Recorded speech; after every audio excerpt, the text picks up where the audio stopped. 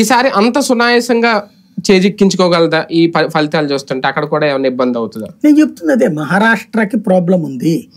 రేపు జరగబోయేటటువంటి 2-3 రాష్ట్రాల ఎలక్షన్స్ లో కూడా ప్రాబ్లం ఉంది బీజేపీ. ఈ 2 ఏళ్లకి వాళ్ళు ప్రిపేర్ అవుతున్నారు అని చెప్తున్నారు. ప్రిపేర్డ్ గానే ఉన్నారు అంటే గెలుస్తానికని కాదు, ఓటమికి రెడీ అయ్యి ఉండాలి.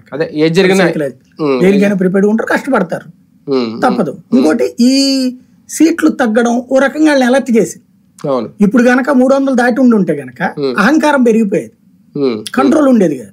ఇప్పుడు ఈ పని చేయడం వల్ల దారిలోకి వచ్చారు.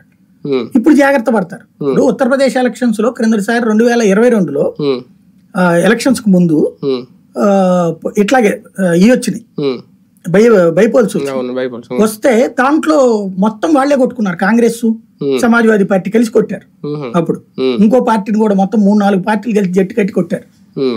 అదే 2010 దీనికి ఎలక్షన్స్కి వచ్చాడు, అసెంబ్లీ ఎలక్షన్స్కి వచ్చేటప్పటికి మళ్ళీ గట్టి కొట్టారు. కాబట్టి ఇక అది ఖచ్చితంగా ఒకటేంటంటే, ముస్లిం పోలరైజేషన్ దేశవ్యాప్తంగా జరుగుతోంది, క్రిస్టియన్ పోలరైజేషన్ జరుగుతోంది. ఈ 2 పోలరైజ్ అయినప్పుడు హిందువుల పోలరైజేషన్ డివైడ్ చేసేటటువంటి ఒక స్కెచ్ చేస్తున్నారు.